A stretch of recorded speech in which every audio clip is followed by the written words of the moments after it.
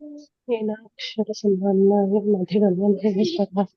व्याकरणं प्रोक्तं तस्मै पाणिनये नमः।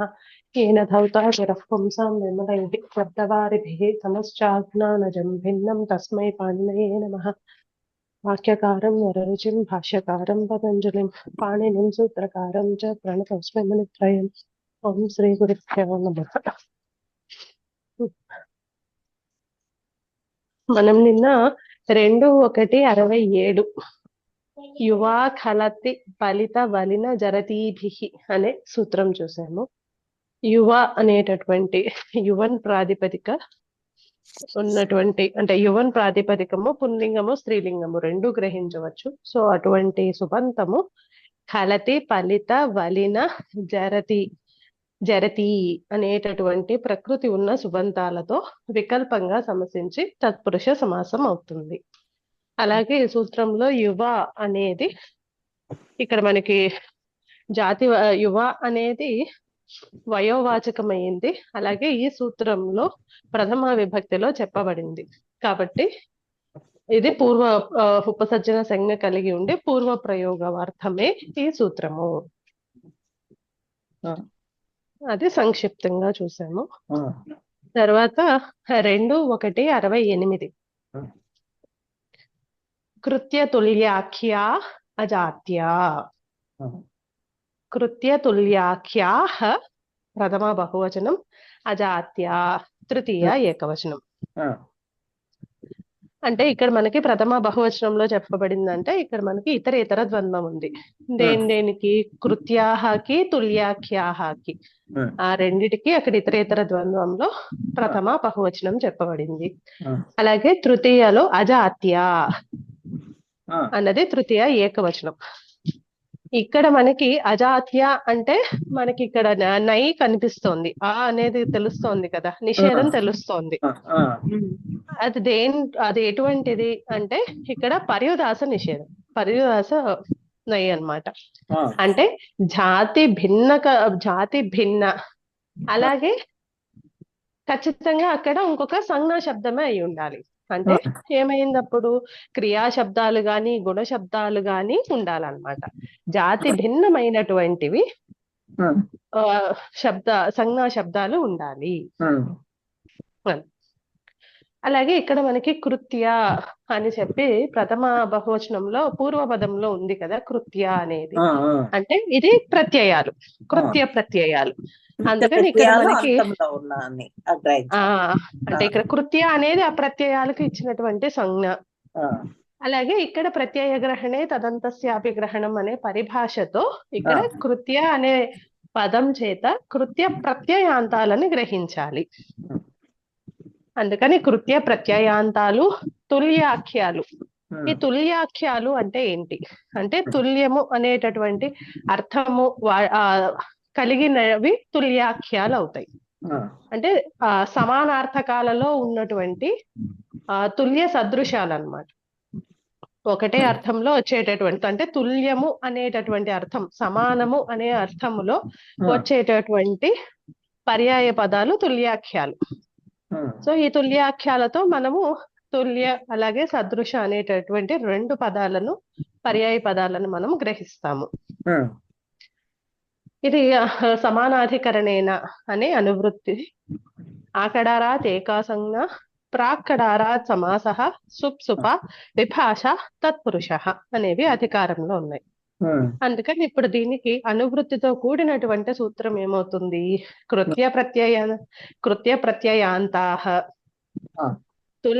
తుల్యాఖ్యాః సుబంతాః జాతి భిన్న జాతి అజాతి వచనేనా అని ఇచ్చేశారు. లేదంటే మనము జాతి భిన్న తత్సదృశ్య సుబంతైః సహ సమస్యంతే తత్పురుషశ్చ సమాసో భవతి.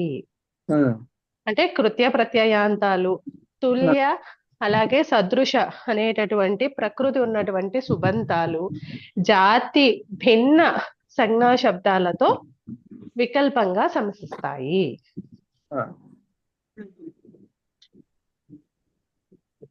సో ఇప్పుడు మనకి కృత్య ప్రత్యయాలు అంటే మనకు తెలుసు ఆ 7 ప్రత్యయాలు.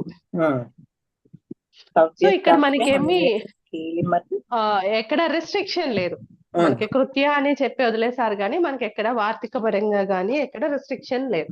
అందుకని ఇక్కడ 7 కృత్య ప్రత్యయాల్ని కూడా గ్రహించవచ్చు. ఎందుకంటే మనకి ఇది వరకు కూడా ఈ కృత్య ప్రత్యయాలతో షష్ఠిలోనో సప్తమిలో కూడా మనకు ఉన్నాయి. అక్కడ ఉన్నప్పుడు అక్కడ కేవలం ఎత్తే గ్రహించాలి అని చెప్పి అక్కడ వార్తికంతో లిమిట్ చేశారు కదా.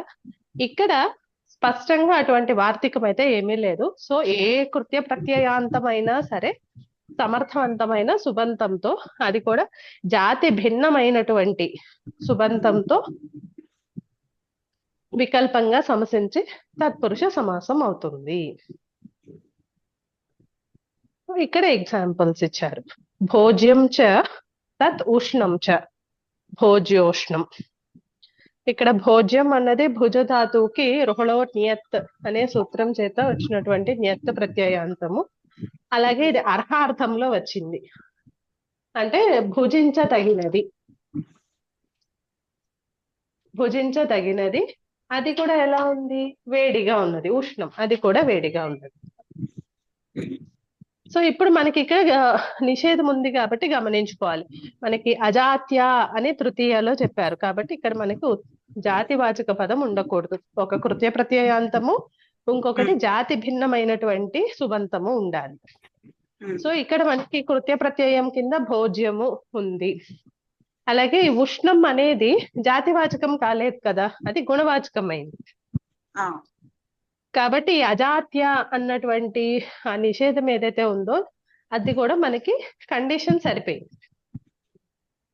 అందుకని భోజ్యం చ తత్ ఉష్ణం చ అనే లౌకిక విగ్రహ వాక్యంతో భోజ్యసు ఉష్ణాసు అనే అలౌకిక విగ్రహ వాక్యం ఉన్నప్పుడు కృత్య తుల్యాఖ్య అజాత్య అనేటటువంటి సూత్రం చేత వికల్పంగా తత్పురుష సమాసము,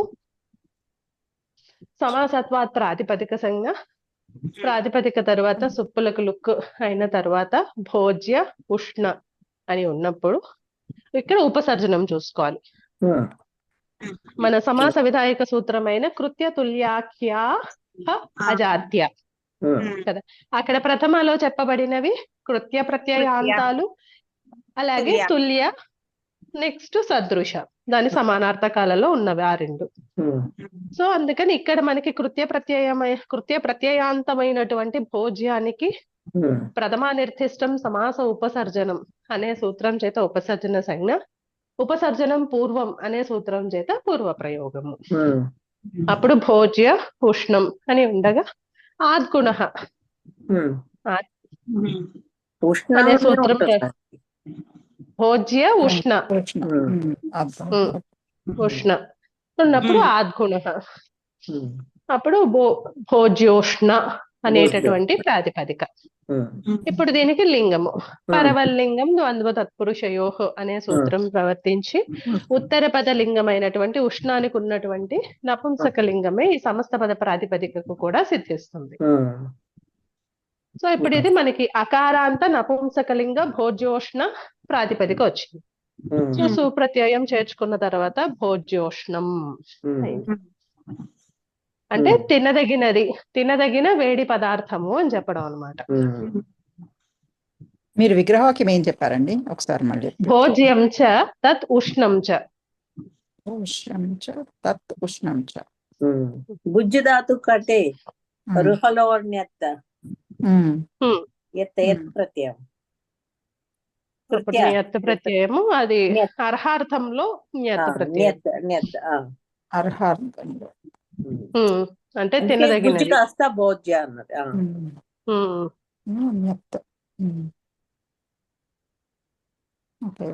అంటే తినగలిగినటువంటి వేడి ఉన్న భోజనం అని అర్థం. ఓకే, భోజ్యం చ తత్ ఉష్ణం చ అంటే ఇది డైరెక్ట్ గా హాట్ ఫుడ్ అని ఇచ్చేసారు కానీ శ్రీవాస్ గారు నాకు అక్కడ కొంచెం కన్ఫ్యూజ్డ్ గా ఉంది. హాట్ ఫుడ్ అని చెప్పేశారంటే అది అక్కడ అంటే అప్పుడు ఇంకా డైరెక్ట్ గా మనకి ఆ పదార్థమే వేడిగా ఉంది అని చెప్పాలి అంతే. అంతే. ఇక్కడ హిందీలో కూడా గరం భోజన్ అని ఇచ్చారు, గరమా ఉమ్, భోజన్ అని ఇచ్చారు, అంతే గరం భోజన్. అంతే. కాకపోతే ఇక్కడ అది మనకి భోజ్యము అనేది అక్కడ మనకేమి స్పెసిఫిక్ గా ఒక పర్టికులర్ గా చెప్పట్లేదు కాబట్టి, అంటే కేవలము తినదగినది అంటే అక్కడ భోజనం అన్న అర్థంలో ఇక్కడ భోజ్యాన్ని తీసుకున్నారు, అందుకని ఫుడ్ అని చెప్పారు. కాకపోతే ఏదైనా తినదగినది వేడిగా ఉంది వేడిగా. అది చెప్పడం అంతే. ఉమ్. ఎందుకంటే ఇప్పుడు అదే జాతివాచకం అయిపోయింది అనుకోండి. ఇప్పుడు అక్కడ అంటే తినదగిన, ఇప్పుడు ఏదో సమోసా తింటున్నాము, చాలా వేడిగా ఉంది సమోసా అని చెప్పి మనం దాన్ని పెడదాం అంటే కుదరదు కదా, సమోసా జాతివాచకం అవ్వట్లేదు కదా మరి. అవును అవును. అంటే ఆ హాట్ ఫుడ్ అన్నది, ఆ ఫుడ్ అన్నది కామన్ నౌన్ లాగా తీసుకోవటానికి లేదు. మీకు దానికి ఒక పేరు పెట్టేశారు అంటే అప్పుడు అది జాతివాచకం కింద అవుతుంది అంతే కదండి. అంటే ఓకే. ఈ పానీయ శీతం కూడాను ఏమిటో, ఇదేదో శిష్ట రూపం కాదు అని అనిపిస్తుంది, కానీ ఇచ్చారు కాఫీ కలర్ ఇచ్చారు కాబట్టి. అవును, పానీయ ఎందుకంటే మనకి రివర్స్ అలవాటు ఉంది కదా, అలవాటు శీతల ఉంది కదా. పానీయం అలవాటు ఉంది. అంటే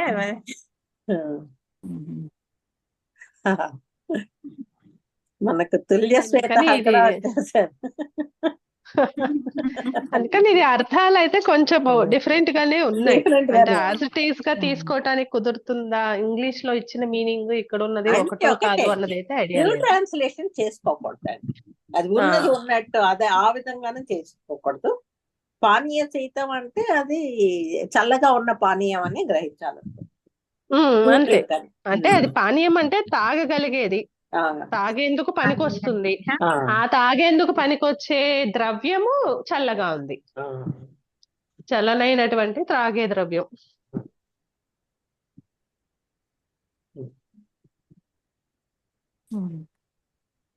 కాకపోతే ఇక్కడ మనకి ప్రక్రియలో ఏమీ పెద్ద డిఫరెన్స్ ఉండదండి. కేవలము మనం అక్కడ జాతివాచకం అయ్యిందా, అలాగే అక్కడ కృత్య ప్రత్యయాలు ఉన్నాయా, అదొక్కటే మనం గమనించుకోవాలి. అదే ఆజాద్కి ఒక ఉదాహరణ చెప్పేసుకున్నారంటే, ఇందాకే చెప్పారు మీరు సమోసా అని చెప్పారు,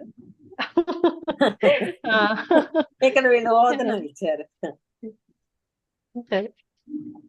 అంటే అది స్పెసిఫిక్ గా మనం చెప్పేసాము అంటే అది జాతి అవ్వదు కదా అప్పుడు, అందుకని అలా స్పెసిఫిక్ గా కాకుండా జనరలైజ్డ్ గా చెప్పినప్పుడు జాతి అవుతుంది. సో అలాగే ఇక్కడ భోజ్య లవణం అంటే భోజ్యం చ తత్ లవణం చ. ఓకే. అంటే ఇది కూడా అంటే ఎడిబుల్ సాల్ట్. అంతే, దాని ఫైనల్ అర్థం అయితే అలాగే తెలుస్తోంది. అంతే కదండి. ఇది ఎడిబుల్ సాల్ట్ అంటే ఇది ఒకటే కదండి, మనం డైరెక్ట్ గా ఉప్పే ఇది సోడియం క్లోరైడ్ ఒకటే కదా కన్జ్యూమ్ చేసుకున్నాం. ఇంకా సాల్ట్ బోల్డ్ అని ఉంటాయి కదా, డైరెక్ట్ గా మనం వేసుకుని తినాం కదా. సో ఎడిబుల్ సాల్ట్ అంతే, తినదగిన. పానీయ శీతం ఇక్కడ పానీయం చ తత్ శీతం చ అంటే తాగడానికి అంటే తాగడానికి అర్హమైనది లేదా తాగగలిగేది, అటువంటి ద్రవ్యం కూడా శీతం చల్లగా ఉన్నది, అంటే చల్లనైనటువంటి త్రాగే ద్రవ్యము. అక్కడ కేవలం ద్రవ్యం లాగా ఉండిపోయింది కాబట్టి మనకి ఇక్కడ సమాసం వచ్చింది. ఇప్పుడు అదే మీరు స్పెసిఫిక్ గా అక్కడ నారికేళ పానీయం అనో లేకపోతే జలం కాదులేండి, నారికేళ పానీయం అని, కూల్ డ్రింక్ అంటే శీతల పానీయం అని చెప్పి మనం సెపరేట్ గా మాట్లాడతాం కదా, అలాంటివి ఏమైనా పెట్టామంటే అప్పుడు మనము సమాసం చేయడానికి ఉండదు, అదే జాతివాచకం అవ్వదు కాబట్టి.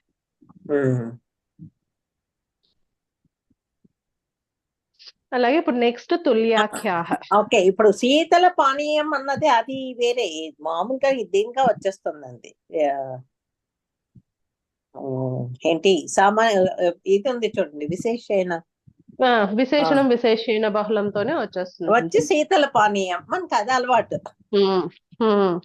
ఈ పానీయ శీతము మనకు అలవాటు లేదంతే, అది చెప్పడం అంతే, అందుకనే ఆడ్గా ఉన్నట్టు అనిపిస్తుంది. డిఫరెంట్ గా, అందుకని వైబ్స్ డిఫరెంట్ గా ఉన్నాయి అది వినంగానే. శీతల పానీయం అంటాం కదండి. అవును.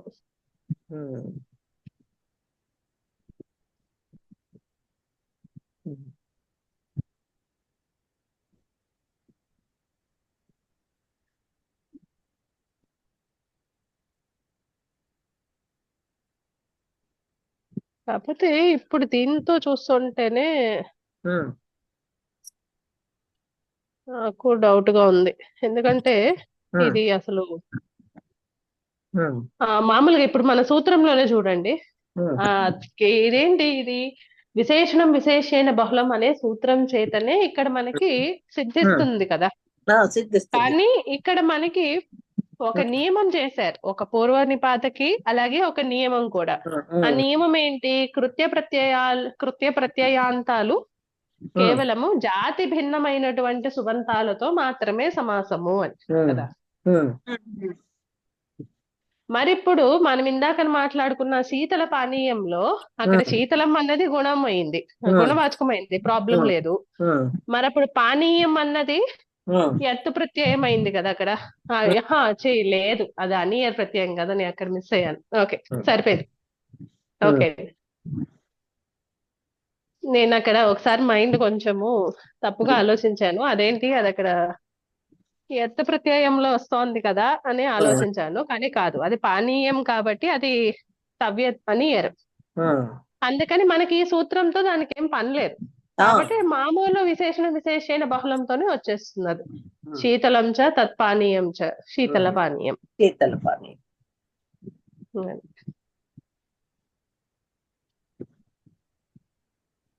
ఓకే, సో అలాగే తుల్యాఖ్యాహ అంటే తుల్యః అనే అర్థం అంటే సమానము, పోల్చదగినది, సమానము, సిమిలర్ అంటాం కదా. సమానం కూడా కాదు, సిమిలర్ అంటాం కదా. ఆ సిమిలర్ అన్న అర్థంలో ఆ సాదృశ్యం. సో అక్కడ మనకి రెండు వస్తాయి. సదృశ లేదా సాదృశ్యం. సదృశస్య భావః సాదృశ్యం. అది ఇది శై. తద్దితాంతం అది. సాదృశ్యం అన్నది తద్దితాంతం. అందుకని లేదు, సదృశము లేదా సాదృశ్యం. సో ఇక్కడ మనకి రెండు పదాలు తీసుకోవచ్చు అనమాట తుల్యాఖ్యాలుగా. ఏంటంటే అవి తుల్య శబ్దము, అలాగే తుల్యానికి సమానార్థకమైనటువంటి సదృశ. సో అప్రకృతితో ఉండేటటువంటి తుల్య సదృశ, ప్రకృతితో ఉండేటటువంటి సుబంతాలు వికల్పంగా జాతి భిన్నమైనటువంటి సుబంతంతో సమసించి తత్పురుష సమాసం అవుతుంది. ఇక్కడ అందుకని మనకి ఇచ్చారు తుల్య శ్వేత అంటే తుల్యశ్చ శ్వేతశ్చ అంటే ఇది తెలుపు, దీని తెలుపు ఎలా ఉందయా అంటే ఆ తెలుపుతో కంపారిజన్ అన్నట్టుగా అన్నమాట. అంటే it is similar to white అని చెప్పడం, లేదా it is equal to white అన్నట్టు.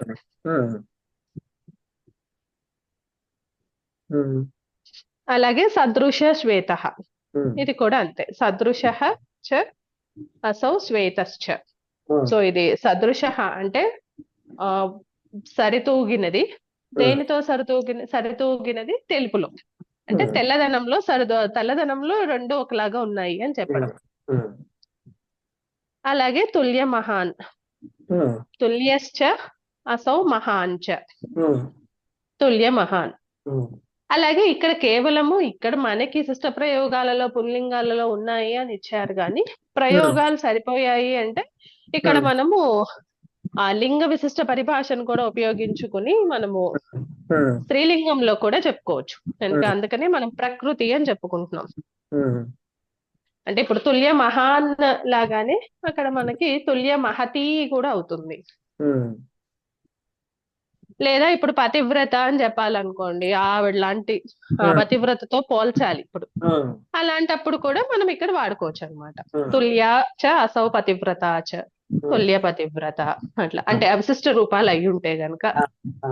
రెస్ట్రిక్షన్ మాత్రం మనకేమి ఇక్కడ పుల్లింగంలో రూపాలు చూపించారని కేవలం పుల్లింగంలోనే రెస్ట్రిక్షన్ లేదు.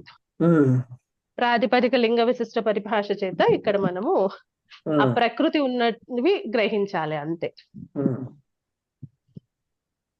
అలాగే సదృశశ్చ అసౌ మహాంచ, సదృశ మహాన్. సో ఇప్పుడు చెప్తున్నారు అజాత్యా ఇతి కిం భోజ్య ఓదనః అంటే తినదగిన ఓదనము అని చెప్పి ఎప్పుడైతే అక్కడ ఓదనము ఉన్నదో అది జాతివాచకము కాలేదు కాబట్టి ఇక్కడ సమాసం ప్రాప్తించట్లేదు. జాతి వాచకము కాబట్టి కరెక్ట్ అండి, సారీ, కరెక్ట్. జాతివాచకం కాబట్టి ఇక్కడ ప్రార్థించట్లేదు. అవును. అలాగే ఇక్కడ మనకు వెంటనే సంశయం వస్తుంది. పోనీలే, ఇప్పుడు కృత్య తుల్యాఖ్య అజాత్య అన్న సూత్రంలో పాపం అజాత్య అని చెప్పారు కాబట్టి రావట్లేదు. కానీ ఇప్పుడు ఇది తినదగిన అన్నము అనే అర్థం కదా. అక్కడ భోజ్య అన్నది విశేషణం లాగానే ఉపయోగించారు కదా ఓదనానికి. అందుకని విశేషణం విశేషణ బహుళం సూత్రంతో ఇక్కడ సమాసం చెయ్యొచ్చా అంటే అక్కడ కూడా చేయటానికి లేదు. ఎందుకని?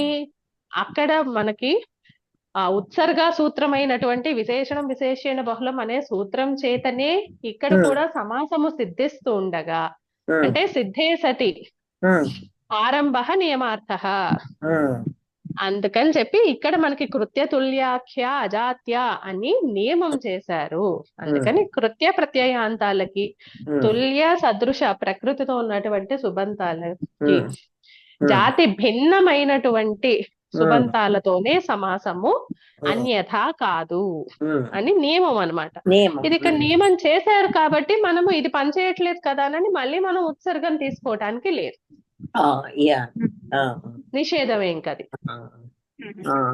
ఈవేళ పొద్దున 12 o'clock క్లాస్ లోను ఇదే ఇన్హన్ పూషర్యంనాం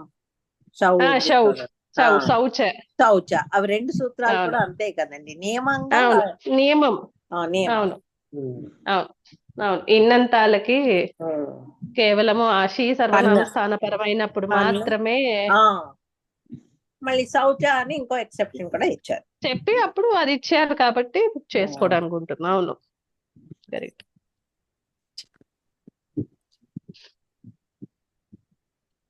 తర్వాత మళ్ళీ మనం గుర్తు పెట్టుకుని ఆ సర్వనామ స్థానాలు సు కాకుండా మిగిలిన సర్వనామ స్థానాలకు చెప్పుకోవాలి. ఈ సూత్రంతో మనకి సర్వనామ స్థానే చాసంబుతో సూత్రంతో వస్తూ ఉంటే ప్రతి చోట ఇన్హన్ పూషార్యంనాం షౌ అనే సూత్రం చేత మళ్ళీ నియమం చేశారు కాబట్టి ఇక్కడ వర్తించదు, అనుమాగమం ప్రాప్తించదు అని. సో ఇక్కడ కూడా అదే కాన్సెప్ట్ అంతే. ఎందుకంటే ఇక్కడ నియమం చేశారు, జాతి భిన్నమైనటువంటి సుబంతంతోనే కృత్య ప్రత్యయాంతాలు తుల్య సదృశ సుబంతాలు సమసిస్తాయి అని నియమం చేశారు కాబట్టి జాతి వాచకం ఒకవేళ ఉన్నప్పుడు దాన్ని మళ్ళీ మనము విశేషణం విశేషణ బహుళం అనే ఉత్సర్గ సూత్రంతో చేయటానికి లేదు. సో ఆ నియమం సాధించడానికే ఇక్కడ మనము అజాత్య అన్నది కూడా మనము పర్యుదాసలోనే స్వీకరించారు. అంటే అప్పుడు ఏమైంది, పర్యుదాస అనేసరికి జాతి కానటువంటిది, జాతి భిన్నం, తద్భిన్నం తత్సాదృశ్యం. కానీ ఈ జాతి పోర్ట్ఫోలియో అంటే మనకి సంజ్ఞా శబ్దాలు కదా, సంజ్ఞా శబ్దాల్లోనే ఈ జాతి వాచకాలు, విశేష జాతి వాచకాలు, గుణ శబ్దాలు, క్రియా శబ్దాలు వచ్చాయి.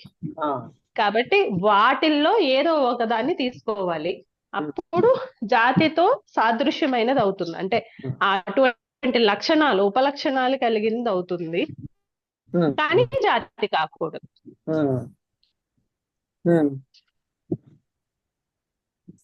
అందుకని మనం ఇక్కడ గుణవచనాలని లేకపోతే క్రియావచనాలని లేకపోతే మనము ఆ విశేష జాతి వాచకాలు అంటే ఇప్పుడు పేర్లు లాగా ఉన్నవి అలా తీసుకుంటాం.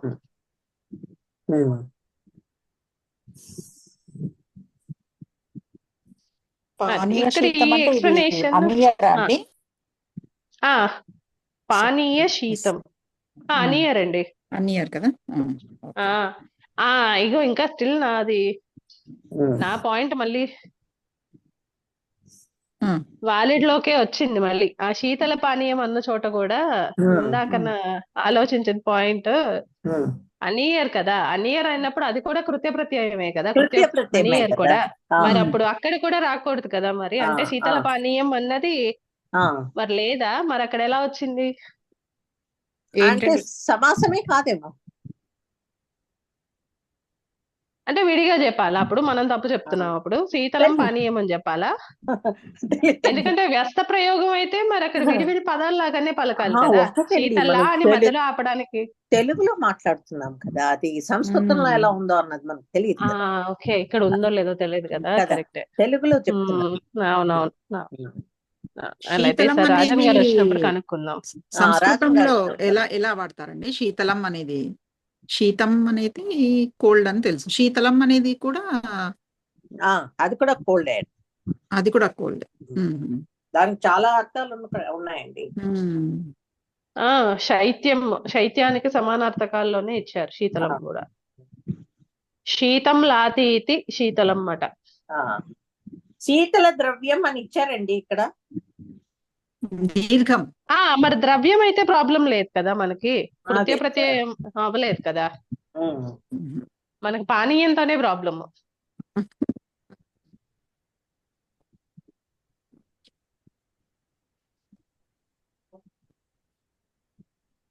ఒకసారి ఇది చూద్దాం, డిస్కస్ చేద్దాం. రాజన్ గారు వచ్చాక ఒకసారి చూద్దాం, ఎందుకంటే కామన్ టర్మే కదా ఇప్పుడు మనం వాడేది. అలాగే ఇక్కడ సమాసము అంటే అభోజ్య ఓదన అనే చోట అజాత్య అనే రూల్ ఉండటం వలన ఇక్కడ సమాసం ప్రాప్తించట్లేదు. అలాగే సిద్ధాంత కౌముదలో ఒక లైన్ ఇచ్చారు చూడండి, ప్రతిషేధ సామర్థ్యాత్ విశేషణ సమాసోపి నా. సో ఆ ప్రతిషేధము ఇక్కడ పర్యుతాస ప్రతిషేధం మూలాన రావట్లేదు. ఏంటండి మళ్ళీ చెప్పండి. ప్రతిషేధ సామర్థ్యాత్ విశేషణ సమాసోపి నా అంటే ఈ సూత్రం చేత ఎలాగూ రావట్లేదు, జాతివాచకం అయింది కాబట్టి ఓదనము రావట్లేదు, అది బానే ఉంది. కానీ విశేషణ బహుళం అనే సూత్రం చేత ప్రాప్తించవచ్చు కదా అని అనుకుంటే ఆ సూత్రం చేత కూడా ప్రాప్తించడానికి లేదు. ఎందుకు అంటే ఈ కృత్య తుల్యాఖ్యాహ అజాత్య అనేది అక్కడ నియమ సూత్రం అయింది. అంటే ఇప్పుడు మనకు ఆల్రెడీ ఈ సూత్రం చెప్పకుండానే మనకి విశేషణ బహుళం అనే సూత్రం చేతనే మనకి సమాసం సిద్ధిస్తోంది. ఆ సిద్ధిస్తున్నప్పుడు అంటే సిద్ధే సతి నియమార్థ, సిద్ధే సతి శాస్త్రారంభ నియమార్థ అనే న్యాయం ఉంది కదా. అందుకని దాన్ని ఉపయోగించుకుని ఇక్కడ ఆల్రెడీ మనకి సమాసం ప్రవర్తిస్తున్నా అంటే సమాసం సిద్ధిస్తున్నా సరే ఇది నియమంగా చెప్పారు. అది ఏం నియమము అంటే అజాత్య. ఈ అజాత్య అంటే ఏమిటి అంటే ఇక్కడ పర్యుదాస ప్రతిషేధము. అంటే జాతి భిన్నమైనది కానీ జాతికి ఉండవలసిన ఉపలక్షణాలు ఉండేవి. తద్భిన్నం కానీ తత్సాదృశం అటువంటి వాచకాలు. అంటే ఇప్పుడు ఇక్కడ అజాత్య అన్నారు కదా అని చెప్పి అక్కడ ఒక క్రియాపదం పెడతానంటే కుదరదు కదా. అంటే దానితో సమానమైనటువంటి లక్షణాలు ఉండేది కావాలి కానీ జాతి కాకూడదు. అలాంటివి ఏం పదాలు ఉన్నాయి, ఈ జాతి వాచకాలన్నీ సంజ్ఞా శబ్దాలు, అలా దానికి సాదృశ్యమైనవి క్రియా శబ్దాలు, అలాగే గుణవాచక శబ్దాలు. సో ఇక్కడ అజాత్య అన్న ప్లేస్ లో మనము జాతి భిన్న ఇతర సంజ్ఞా శబ్దాలు అని తీసుకోవాలి. ఆ ప్రతిషేధ సామర్థ్యం వలన ఇంకా ఇక్కడ మనకి విశేషణ బహుళం అనే సూత్రం చేత కూడా మళ్ళీ సమాసము ప్రాప్తించదు. ఇక్కడ నాకు ఒక చిన్న ఇదండి, ఇప్పుడు ఐస్ క్రీమ్ ఏదో అంటారు కదండి, హిమ సంథింగ్ ఏమంటారండి? బాగా అడిగారు, నేను మర్చిపోయాను నేను టోటల్ గా దాని గురించి. హిమక్రిమి వాడు సత్యనారాయణ చెప్తాడు కదండి.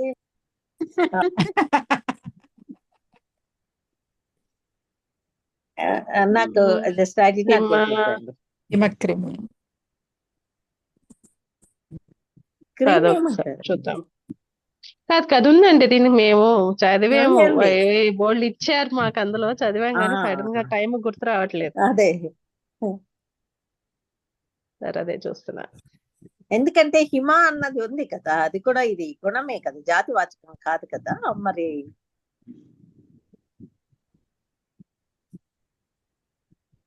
పయోహిమం అండి, పయోహిమం. చూసారా, అయ్యో సరిపోయింది సరిపోయింది. అందుకని హిమతో స్టార్ట్ చేస్తే రావట్లేదు, పయోతో స్టార్ట్ చేస్తే వచ్చి ఉండేది. పయోహిమం అప్పుడు కరెక్ట్ గా ఉంది కదా.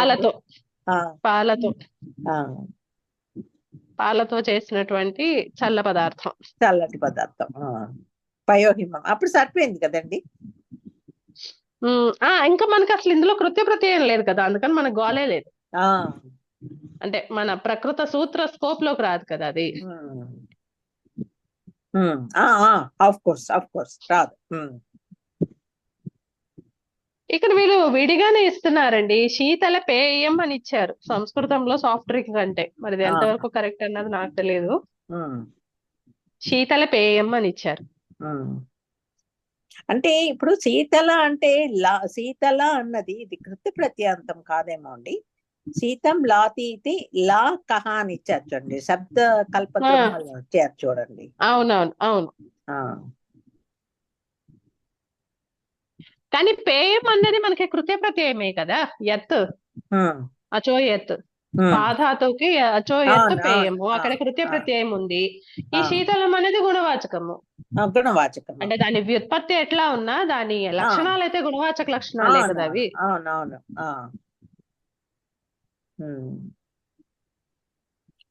చూద్దామండి, అడుగుదాం ఇది. అందుకని ఒకసారి చూడాలి. రాజు అడుగుదాం. లేదా ఇది నియమంగా తీసుకోకూడదా, కేవలం ఈ ఒక్క దాంట్లోనే ఎక్సెప్షన్ భోజ ఓదన, కాకపోతే మరి అది నియమం లాగా చెప్తారు కదా మరి.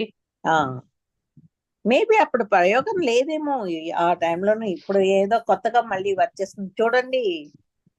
ఇదే రూఢీగా ఉన్నదని కొన్ని శబ్దాలు వాడిస్తాం కదండి, రూఢీగా ఉందని. దానికి ఒక ఆధారం అంతా కూడా ఏమి ఉండదు, సూత్రాలు కూడా ఏమీ ఉండదు. అలా ఏమైనా అలా రూఢీ శబ్దమే మరి తెలియదు. చూద్దాం. ఓకే, ఒక క్వశ్చన్ మార్క్ ఒకటి పెట్టుకుందాం. ఎందుకంటే మనం శీతల పానీయం అన్నది విన్నాము తెలుగులోనో మరి సంస్కృతంలో అన్నది నాకు అక్కడ డౌట్. ఒక్కోసారి కన్ఫ్యూజ్ అవుతాం కదా తెలుగుకి సంస్కృతానికి. ఆ సంస్కృతంలో కూడా ఇక్కడ చూస్తే ఒక వెబ్సైట్ లో చూస్తే శీతల పేయం అని ఇచ్చారండి. అక్కడ కూడా ఎత్త ప్రత్యయం ఉత్తర పదంలో ఉంది. మరి అసలు మనకి ఇక్కడ పూర్వ ప్రయోగమే రావాలి కదా కృత్య ప్రత్యయానికి. లేదా అసలు ఇప్పుడు ఈ సూత్ర పరిధిలోకి రావట్లేదు అంటే ఇంకా బహుళం చెప్పుకోవాలి అప్పుడు.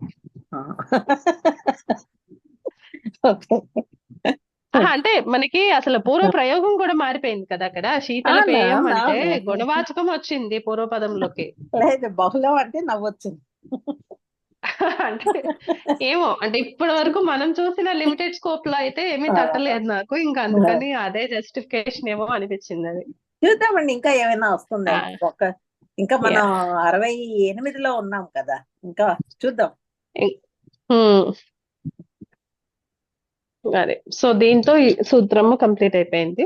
సో సూత్రార్థము సంక్షిప్తంగా: కృత్య తుల్యాఖ్య అజాత్య, కృత్య ప్రత్యయాంతాలు, తుల్య సదృశ అనేటటువంటి ప్రకృతి ఉన్న సుబంతాలు, జాతి భిన్నమైనటువంటి సంజ్ఞావాచకాలతో వికల్పంగా సమసించి తత్పురుష సమాసం అవుతుంది. ఇక్కడ సూత్రంలో కృత్య తుల్యాఖ్య అని ప్రథమాలో చెప్పబడడం చేత కృత్య ప్రత్యయాంతాలకి తుల్య సదృశ అనేటటువంటి ప్రకృతి ఉన్న సుబంతాలకి సమాసం చేసినప్పుడు పూర్వ ప్రయోగము.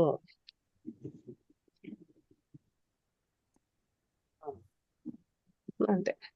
నెక్స్ట్ దానికి వెళ్దామా? ఇందులో అందరికి ఇది క్లియర్ గానే ఉందా? అంటే ఒకటి ప్రక్రియ చూసాం కానీ అంటే ఇందులో ప్రక్రియలో పెద్ద విశేషం అయితే ఏం లేదు. ఊరికే మనము ఈ సూత్రంతో సమాసము అని సమాస విధాయక సూత్రము ఆ ఉపసర్జన దేనికి వచ్చింది అదొక్కటే గమనించాలంటే, విశేష కార్యాలు అయితే ఏమీ లేవు.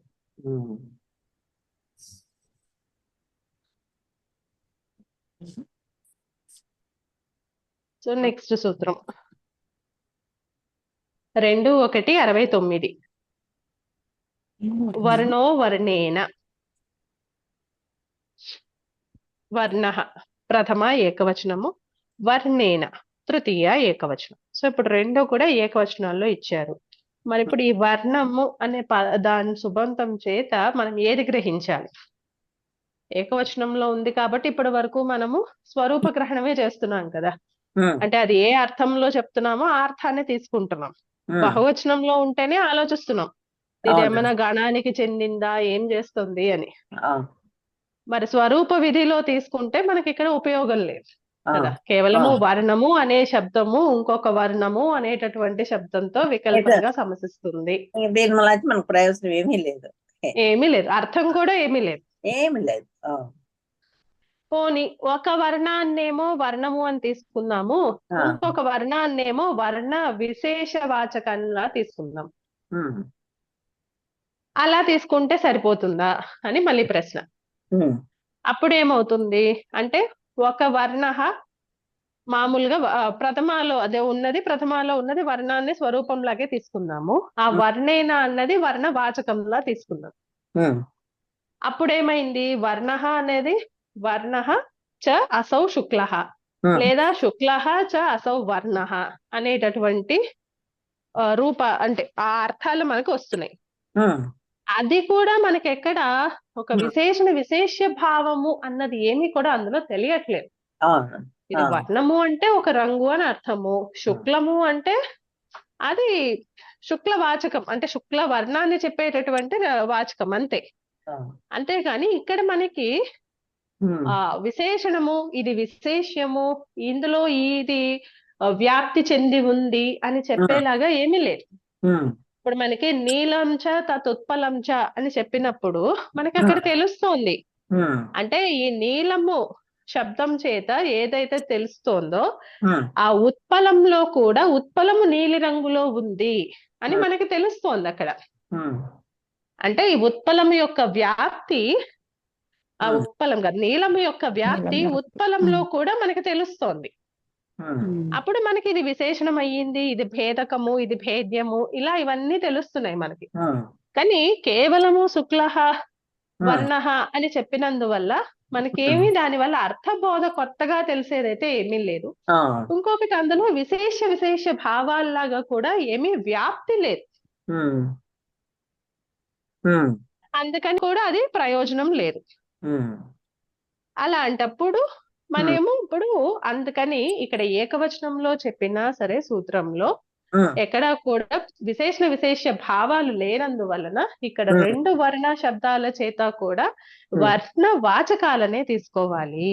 ఉమ్, ఉమ్, అప్పుడు ఏమైంది, వర్ణ విశేష వాచి సుబంతం ఉమ్, వర్ణ విశేష వాచినా సుబంతేన ఉమ్, సమానాధికరణేన సహ సమస్యతే తత్పురుషశ్చ సమాసో భవతి. ఉమ్, అంటే వర్ణ విశేషమైనటువంటి సుబంతము ఇంకొక వర్ణ విశేషమైనటువంటి సుబంతంతో సమానాధికరణంలో వికల్పంగా సమసించే తత్పురుష అవుతుంది. అంటే ఇప్పుడు ఏ కలర్స్ అయినా తీసేసుకోవచ్చా? ఉమ్, ఉమ్, అంతే కదా, ఇప్పుడు మనకు అక్కడ ఏం రెస్ట్రిక్షన్ లేదు కదా. మనకి చెప్పింది ఏంటి, కేవలము వర్ణ విశేషము ఇంకొక వర్ణ విశేషము ఏదైనా అవ్వచ్చా అంటే అక్కడ మనం గమనించాల్సింది సమానాధికరణాన్ని ఎలా చూపిస్తాము. ఇప్పుడు రెండు భిన్న రంగులు అంటే ఒక కృష్ణ శ్వేత తీసుకొని అక్కడ ఏదో రెండు రంగులు ఉన్నాయి కదా అని కలిపేయలేము కదా, అక్కడ సమాసం చేస్తే కలిపేలేం. అంటే అక్కడ సమానాధికరణం చూపించలేం మనం. ఎందుకంటే ఇప్పుడు దీని గుణాలు వేరు, దాని గుణాలు వేరు, దీని అవయవాలు వేరు, దాని అవయవాలు వేరు. ఎక్కడా కూడా మ్యాప్ ఏం లేదు దాంట్లో. అంటే మనము రెండు విడివిడి, అంటే ఒకదానికొకటి పూర్తిగా భిన్నమైనటువంటి అదేంటది ఈ వర్ణ విశేషాలను తీసుకుంటే అక్కడ సమానాధికరణం అన్నది ఉండదు. మరి అప్పుడు ఎలాంటివి గ్రహించాలి అంటే ఇది అవయవము. ఇప్పుడు కృష్ణశ్చ అసౌ, ఒక ఎగ్జాంపుల్ చూస్తే ఇది క్లియర్ గా తెలిసిపోతుంది. కృష్ణశ్చ అసౌ సారంగశ్చ అని అన్నాము. ఇక్కడ కృష్ణ అన్నది వర్ణవాచకం చాలా క్లియర్ గా తెలిసిపోతుంది. సారంగ అనేది ఇక్కడ మనం ఎలా గ్రహించాలి అంటే అన్ని రంగులు, నానా రంగులతో కూడి ఉన్నది సారంగ. అప్పుడు ఏమైంది, అది కూడా అంటే అన్ని రంగులతో కూడి ఉన్నటువంటి ఒక విశేష వాచకమైంది. ఈ కృష్ణ అనేదేమో కేవలము కృష్ణ వర్ణములో మాత్రమే ఉండేటటువంటి ఒక ద్రవ్యమైంది. మరి ఇప్పుడు ఎలా సమానాధికరణం వస్తోంది? ఇక్కడ కృష్ణ అంటేనేమో ఓన్లీ నలుపు గురించే మాట్లాడుతున్నాము, అక్కడ సారంగహాలోనేమో అన్ని కలర్స్ నానా రంగులు అని చెప్తున్నారు, విచిత్రమైనవని నానా రంగులు అని, కలర్ఫుల్ అని చెప్తున్నారు. మరి ఇప్పుడు అక్కడ సమానాధికరణం ఎలా అంటే ఇక్కడ ఉపలక్షణము అనుసరించి అవయవాలలాగా గ్రహించాలి. అంటే ఇప్పుడు కృష్ణ శబ్దంలో కృష్ణ రంగు అవయవాలు ఉన్నాయి. ఆ, అలానే కృష్ణ సారంగ అంటే అన్ని కలర్స్ కదా, ఆ, అన్ని కలర్స్ లో బ్లాక్ కూడా ఒక అవయవ రూపంలో ఉంది కదా, ఉమ్, నలుపు కూడా కృష్ణుడిది. ఉమ్, అందుకని ఆ సారంగ అనేటటువంటి వర్ణ విశేష వాచకంలో ఈ ఉమ్, కృష్ణత్వం అన్నది కూడా ఉమ్, ఒక అవయవమే. ఉమ్, అంటే అక్కడ కృష్ణత్వం లేకుండా పోలేదు. ఉమ్, అందుకని ఇక్కడ ఒక విశేషణము ఒక విశేష వాచకమేమో ఉమ్, అవయవ విశేష వాచకమైంది, ఉమ్. ఇంకొకటేమో సముదాయ విశేష వాచకమైంది. ఇది ఇక్కడ వరకు అవయవ మీరు ఒకసారి విశేష చెప్పారు కదండి, ఇది వరకు ఒకసారి చెప్పారు. ఏంటి ఇప్పుడు కృష్ణ అంటే మనం ఒక మధ్యవర్తి అది ఉన్నది, ఆ అందులో ఉన్నది అని అవును ఒక మధ్యవర్తి ప్రత్యయం అవును, ఇది పెట్టుకుంటే, కేవలము ఆ, వర్ణము అంటే జస్ట్ ఊరికే అది బ్లాక్ అని కాదు, అది ఆ, ఒక ద్రవ్యాన్ని సూచిస్తోంది. ఇక్కడ కృష్ణ అంటే నల్ల రంగులో ఉన్నటువంటి ఒక ద్రవ్యం. ఆ, అందుకని అక్కడ ద్రవ్యాన్ని సూచించాలి అంటే మనకు అక్కడ హర్షాదిభ్యో అచ్ ఆ, అనే సూత్రం అదే, చేత అదే. మనకి ఆ, గుణవచనాలకి ఆ, ఆ మధ్వార్థంలో అంటే ఇక్కడ ఆ, కృష్ణత్వము ఉన్నది ఆ, అని చెప్పే అర్థంలో కృష్ణ అనేటటువంటి గుణవచనానికంటే ఉమ్, అచ్ అనేటటువంటి మధ్వర్థీయ ప్రత్యయము, ఉమ్, అప్పుడు కృష్ణ అనేటటువంటి రూపము, ఉమ్, అది అప్పుడు మనకి ద్రవ్యం అవుతుంది. ఆ, అంటే కృష్ణ వర్ణ, అలాగే కృష్ణ ద్రవ్య అంటే ఆ కృష్ణత్వం ఉన్నటువంటి ద్రవ్యం. ఉమ్, అంటే ఇప్పుడు ఒక బటర్ఫ్లై కనిపించిందండి మనకి, అది ఒక సారంగ అనుకోండి. ఉమ్, ఆ సారంగ అంటే అర్థం ఏంటి అక్కడ? కేవలము చిత్ర విచిత్రమైన రంగులు మాత్రమే కాదు, ఆ రంగులు కలిగినది సారంగ అనేటటువంటి ఒక ద్రవ్యవాచకం అయ్యింది. ఓకే. అంటే ఇక్కడ అందుకనే వర్ణ విశేషవాచి అని చెప్పారు. అంటే కేవలము ఆ వర్ణత్వము మాత్రము చెప్పడానికి కాదు, ఆ వర్ణము ఏ ద్రవ్యములో ఉందో ఆ ద్రవ్యాన్ని సూచిస్తోంది.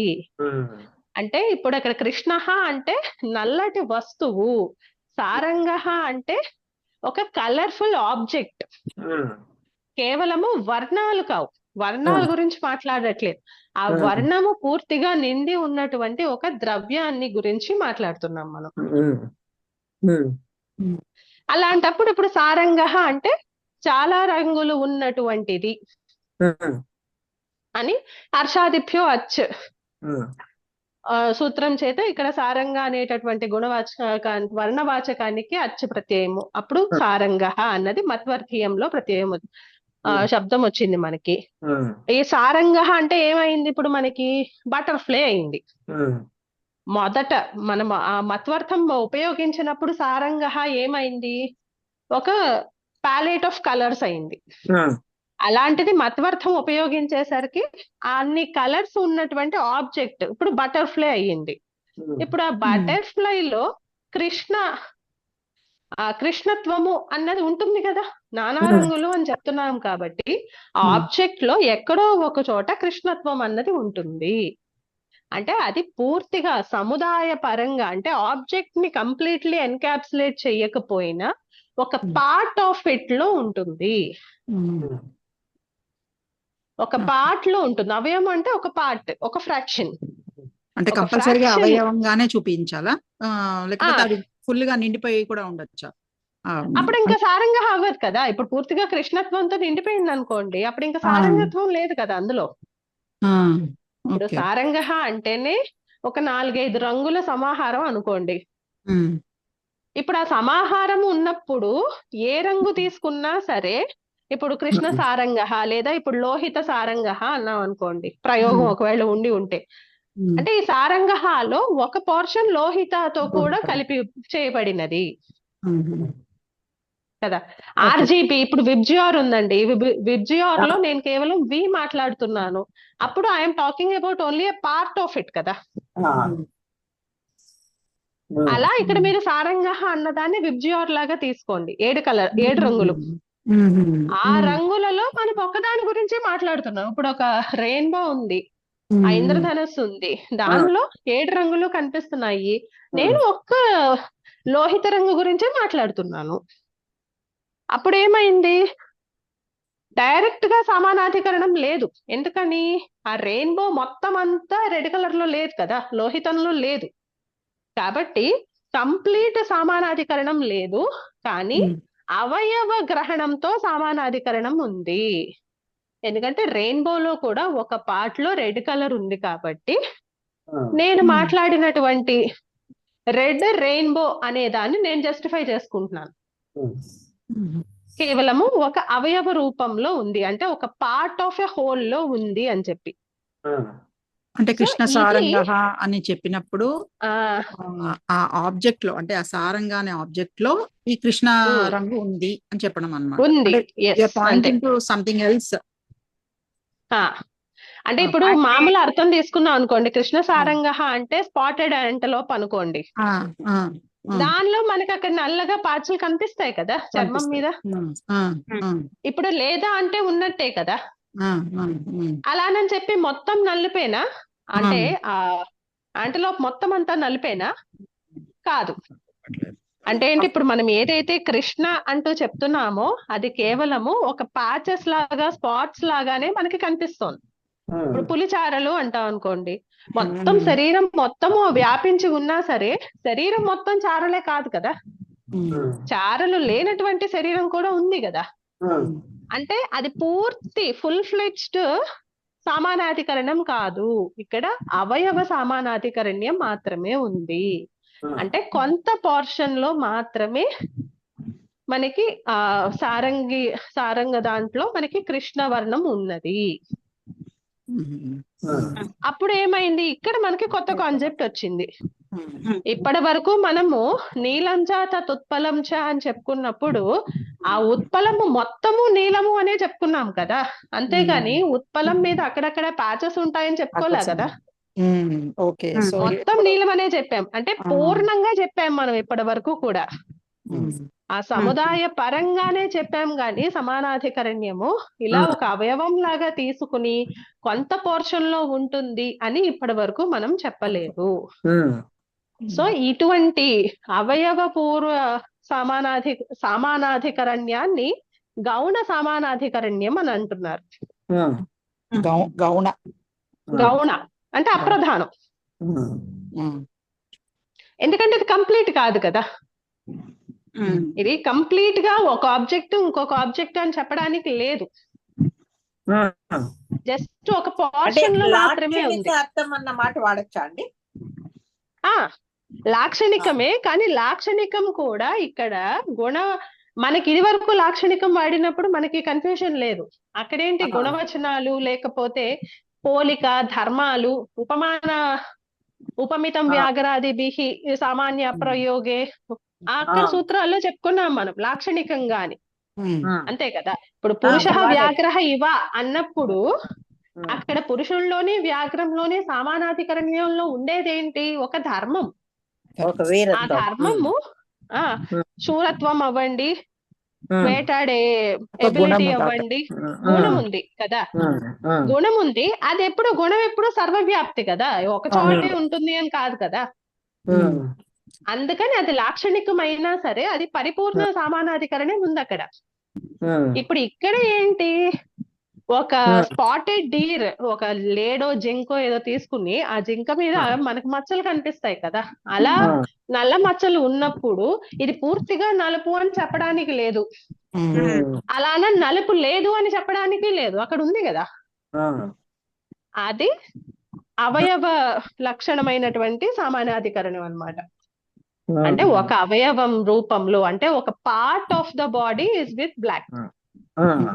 ఇప్పుడు మీరు వ్యాఘ్ర పురుష దానికి చెప్పింది అది ఏమి సమానాధికరణం అన్నారు? లాక్షణిక, అది లాక్షణిక సామాన్యాధికరణం అండి. అది రెగ్యులర్, రెగ్యులరే. అది అంటే అక్కడ ఆ పదం ఎందుకు వాడాల్సి వచ్చిందంటే అక్కడ మనిషి వేరు వ్యాఘ్రం వేరు కదా అని మనకు అనిపిస్తుంది కదా వినంగానే. పురుష వ్యాఘ్రః ఇవ అన్నప్పుడు పురుష అంటే ఒక మనిషి, వ్యాఘ్రః అంటే ఒక పులి. ఇక్కడ సమానాధికరణం ఉంది అంటే ఈ రెండు అదేంటి రెండు భిన్న ద్రవ్యాలు కదా అనిపిస్తాయి, కానీ అక్కడ ద్రవ్యాల పరంగా మనకి సమానాధికరణం కాదు, లక్షణ సమానాధికరణ్యం ఉంది. ఆ రెండిటిలో ఉన్నటువంటి ఉపమాన ఉపమేయాలలో ఉన్నటువంటి సమాన ధర్మమైన శూరత్వం ఏదైతే ఉందో అది ఇద్దరిలోనే ఉంది ఓకే. అక్కడ. అందుకని లక్షణిక సమానాధికరణం అయింది. కానీ అది కూడా మనకి సంపూర్ణ సమానాధికరణ్యం, అంతేగాని ఒక ప్లేస్ లో ఉంది అని కాదు కదా. దాని వ్యాప్తి పూర్తిగా ఉంటుంది, వ్యాప్తి లిమిటెడ్ కాదు. కానీ ఇక్కడ ఈ వర్ణ వర్ణేన అనే సూత్రంలో మనకి ఒక వర్ణము సముదాయము, అంటే ఒక మిక్స్ ఆఫ్ కలర్స్, ఇంకొక వర్ణము కేవలము ఒక వర్ణాన్ని మాత్రమే చూపించేటటువంటిది. అలాంటప్పుడు మనకి సమానాధికరణ్యం ఉండదు కదా అని ప్రశ్న వస్తే, విబ్జియోర్ లో 7 రంగులు ఎలా అయితే ఉంటాయో అలా ఇప్పుడు ఈ సారంగత్వంలో కృష్ణత్వం కూడా ఉంటుంది, అవయవ రూపంలో కృష్ణత్వం కూడా ఉంటుంది. సో అవయవ రూపంలో ఉన్నటువంటి కృష్ణత్వము, సముదాయంలో ఉన్నటువంటి ఆ సారంగి అనేటటువంటి సారంగత్వంలో ఉన్నటువంటి కృష్ణత్వము, ఆ రెండిటికి సామాన్యాధికరణ్యము. ఎలాంటి ఇది గౌణ సమానాధికరణం? సమానాధికరణ్యం, ఎందుకంటే ఆ రంగుల్లో- కంప్లీట్ గా లేదు. ఆ రంగులో నలుపు రంగు కూడా ఉంది. ఉంది అంతే, అంతే. ఇది కంప్లీట్ గా లేదు. ఆ కంప్లీట్నెస్ లేకపోవడం వలన ఇది గౌణ సమానాధికరణ్యం. ఓకే. సో అందుకని ఇక్కడ మనకి విశేషంగా సూత్రం చెప్పాల్సి వచ్చింది అనమాట. ఆ గౌణ సమానాధికరణాన్ని కూడా అడ్రస్ చేసి చేయటానికి ఇక్కడ మనకి వర్ణో వర్ణేన అనే సూత్రం. ఇప్పుడు మళ్ళీ మనకి డౌట్ వస్తుంది. ఇక్కడ వరకు నాకు అర్థమైంది, బానే ఉంది. ఇప్పుడు నేను దేనికి ఉపసర్జనం చెప్పాలి? ఎందుకని సూత్రంలో వర్ణః ఉంది, ఇంకోటి కూడా వర్ణేన అనే ఉంది కదా కదా. అంటే వర్ణం అనే కదా, వర్ణవాచకమే కదా. మరి ఇప్పుడు ఏ వర్ణవాచకానికి పూర్వ నిపాతం చెప్పాలి? విశేషంగా అంటే- ఉన్న వర్ణాన్ని చెప్పాలి. అంటే ఏదైతే అంటే అవయవంగా గౌణ ఉందో అది- రూపంలో, అంతే, గౌణ రూపంలో అవయవ రూపంలో ఉన్నటువంటి వర్ణవాచకం ఏదైతే ఉందో దానికే ఉపసర్జన సంజ్ఞ చెప్పాలి. ఎందుకని? ఉపసర్జనం అంటేనే అప్రధానం కదా. మరప్పుడు ఆ ఉన్న అధికరణంలో అప్రధానంగా ఉన్నది ఏంటి? కృష్ణ అనే. కానీ లేదా అంటే ఉంది, ఉంది. పూర్తిగా ఉందా అంటే కాదు. కాబట్టి అది సారంగత్వంతో పోలిస్తే ఈ కృష్ణత్వం అన్నది అప్రధానం అవుతుంది. అప్రధానం. ఓకే. అందుకని అప్రధానమైన దానికి మనం ఉపసర్జన సంజ్ఞ చెప్తాం కదా. అందుకని అప్రధానమైన దానికి చెప్తాం. అందుకని అవయవ రూపంలో మాత్రమే ఉండేటటువంటి వర్ణ విశేషవాచకానికి ఉపసర్జన సంజ్ఞ, సముదాయ రూపంలో ఉండేదానికి అర్థ ప్రాధాన్యత. సముదాయంలో అర్థం. అందుకని ఇక్కడ మనకి కృష్ణ సారంగహాలో ఇక్కడ అర్థము మనం సారంగికి అర్థం వస్తుంది. ఈ కృష్ణత్వాన్ని సారంగత్వంలో కృష్ణత్వం కూడా ఒక అవయవ రూపంలో ఉంది కాబట్టి ఈ కృష్ణ అనేటటువంటి దానికి ఉపసర్జన సంజ్ఞ. అంటే ఇది అర్థమైందా అండి? ఎందుకు మనకి సారంగ కృష్ణ అన్నది ఎందుకు రాలేదు అంటే కేవలం ఇది ఒక్కటే రీజన్ అన్నమాట. అప్రధానంలో ఏది చెప్పుకుంటే దానికి ఉపసర్జన సంజ్ఞ, ఆ ఉపసర్జన సంజ్ఞ చెప్పుకున్న దానికి పూర్వ నిపాతం. అంతే. ఉపసర్జనం అంటే ఇంత కన్ఫ్యూజన్ ఎందుకురా అంటే మనకు 2 పదాలు వర్ణ శబ్దాలే అయ్యాయి కాబట్టి. అందుకని ఇంత కన్ఫ్యూజన్ వచ్చింది. అందుకే దానికే మళ్ళీ వాళ్ళు ఇది సమాసం వికల్పం అనేది మహా విభాషలో సమాసాలన్నీ మహావిభాషలో. ఇప్పుడు మనకి ఇదే డిస్కషన్ ఇక్కడ కూడా మీరు ఇందాక డిస్కస్ చేసుకున్నారు కదా, ఏది పీతోష్ణం, పానీయ శీతం, పానీయ శీతం. మనము శీతల పానం అది ఇది అంటూ ఉంటాము. ఈ పానీయ శీతం ఏంటి అని అనుకున్నారు. సో ఇప్పుడు దీంట్లో కూడా ఆ కాన్సెప్ట్ అంతా వస్తుందా మరి? ఇక్కడ ఇంకా అవయవం లేదు కదా. ఇప్పుడు ఏదైతే తినడానికి అర్హత ఉన్నదో అది చల్లగా ఉంది. ఇక్కడ పూర్తి సమానాధికరణ్యమే, ఇంకా అక్కడ గౌణ సమానాధికరణం లేదు అక్కడ. లేదు. మళ్ళీ ఇది వేరే అర్థంలో, ఇది అర్హార్థంలో తీసుకుంటున్నాం కదా. అర్హార్థంలో తీసుకుంటున్నాము. ఏదైతే తినగలుగుతామో అది చల్లగా ఉంది అని చెప్పడం అంతే. అక్కడ చల్లదని చెప్పండి. సుబ్రహ్మణ్యం గారి పుస్తకంలోను PDF అందరి దగ్గర ఆ, రిపీట్ చెప్పింది కదా. 280 పేజ్ లో కింద ఇచ్చారు చూడండి. ఓకే, ఒక్కసారి చదివేసేయండి, అది ఇప్పుడు ఇందులో ఓపెన్ చేయడం కష్టం అవుతుంది. నను చ కృష్ణ శబ్దో అత్ర అవయవే వర్తతే నా సముదాయే తస్య ఆ, సారంగత్వాత్ తత్ కథం అవయవ వృతేః కృష్ణ శబ్దస్య సముదాయ వృత్తిన సారంగ శబ్దేన సమానాధికరణ్యమత ఆహ. ఇది ఇదేదో పదమంజరిలోదో న్యాసంలోనో వాక్యం ఇదే అండి.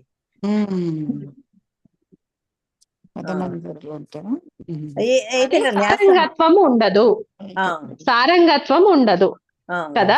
మరి ఆ. అలా కృష్ణ అప్పుడు అంటే కృష్ణ శబ్దం చేత సారంగత్వం తెలియబడదు కదా. తెలియబడదు కాదు. మరి అప్పుడు తెలియబడనప్పుడు మనకి ఇక్కడ సమానాధికరణ్యం అన్నది ఎలా ఉంది? నాకు ఉమ్. అర్థమవుతోంది, సారంగత్వం అంటే కృష్ణత్వం ఉండొచ్చు గాక, కానీ కృష్ణత్వంలో సారంగత్వం లేదు కదా. లేదు కదా, మరి లేదు ఇక్కడ కదా. మీరు సమానాధికరణ్యం అని ఎలా చెప్తున్నారు అన్నదానికి ఇప్పుడు మళ్ళీ రెండు ఇస్తారు మీకు. పదమంజరి వాళ్ళది ఒకటి, ఆ, ఇంకా గౌణం న్యాసానికి ఎవరైనా డీవియేట్ అయితే వాళ్ళవి. సమానాధికారణ్యమితి సూత్రారంభ అని ఇచ్చారు. ఆ కృష్ణావయ సంబంధ చాలా చిన్నగా ఉన్నాయండి అక్షరాలు, అందుకని నేను చాలా కష్టపడి పేజ్ నెంబర్ ఎంత అన్నారు? .com లో 280 అండి. నేను బుక్ తీసుకొస్తాను. 280. మరి అంటే ఇక్కడ మనం గమనించాల్సింది ఏంటంటే, మన డిస్కషన్ అంతా కూడా ఇక్కడ సమానాధికరణ్యం అన్నది ఎలా అన్న దాని గురించి ఆలోచిస్తున్నాము. ప్రక్రియ అంటే ఇంత లోపల వాసవ్ గారు చదివే లోపల మనకి ప్రక్రియలో మాత్రం ఎటువంటి భేదము లేదు, విశేషము లేదు. డైరెక్ట్ గా కృష్ణశ్చ అసౌ సారంగశ్చ అని ఇక్కడ కృష్ణ శబ్దము అవయవ రూపంలో అప్రధానంగా ఉంది సారంగత్వంలో. అందుకని చెప్పి ఇక్కడ కృష్ణ శబ్దానికి వర్ణో వర్ణేన అనే సూత్రంలో ఇక్కడ మనకి ప్రథమాలో చెప్పబడిన వర్ణము కృష్ణ శబ్దము అని గ్రహించి ఆ కృష్ణ శబ్దానికి ఉపసర్జన సంజ్ఞ, పూర్వనిపాతము, ఇంకా వర్ణమేళనం, అంతే. కృష్ణ సారంగ అనేటటువంటి ప్రాతిపదిక. సారీ మీది సమాసం ఇది సమాస బుక్ కదా. సారీ నేను మర్చిపోయాను.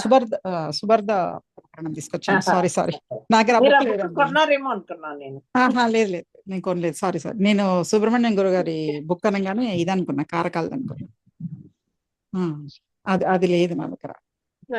లేకపోతే ఇప్పటి వరకు అంటే ఇక్కడ వరకు మనం డిస్కస్ చేసుకున్నది యాజ్ టీజ్ గా ఉంచుదాము. మళ్ళీ 5:30 తర్వాత ఒకసారి ల్యాప్టాప్ లో ఓపెన్ చేసి నేను దాన్ని షేర్ చేస్తాను. నేను మీరు చెప్పిన నెంబర్ ని షేర్ చేస్తాను. సో దట్ అప్పుడు ఒకసారి ఇంటి దగ్గర అందరం కూడా ఒకసారి దాని కేసు చూసి మనకి ఏదైనా టాపిక్ డివియేట్ అయితే కనుక రేపు ఒకసారి మళ్ళీ డిస్కస్ చేసుకుని కరెక్ట్ చేసుకుందాం. కాబట్టి ఇక్కడ ఎసెన్షియల్లీ మాత్రము పరిపూర్ణ సమానాధికరణ్యం మాత్రం ఉండదు.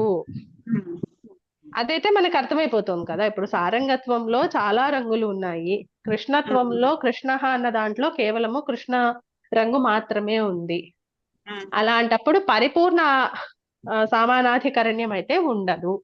కానీ ఇక్కడ గౌణ రూపంలో అంటే అవయవ రూపంలో కృష్ణ నల్ల రంగు కూడా సారంగత్వంలో ఒక అవయవ రూపంలో ఉంటుంది. కాబట్టి అవయవ రూపంలో ఇక్కడ కృష్ణ శబ్దానికి సారంగ శబ్దానికి సమానాధికరణ్యం. ఇలా పూర్ణంగా లేకుండా ఒక అవయవ రూపంలో ఉండేటటువంటి సమానాధికరణ్యాన్ని చూపించేటటువంటి సందర్భంలో దీనిని గౌణ సమానాధికరణ్యం అని చెప్తాము. అలాగే ఏదైతే కేవలము అవయవ రూపంలోనే ఉంటుందో అటువంటి వర్ణ విశేషానికి ఉపసర్జన సంజ్ఞ వస్తుంది. ఈ సారంగం అన్నది సముదాయం అన్నమాట. ఈ కృష్ణ అన్నది అవయవం.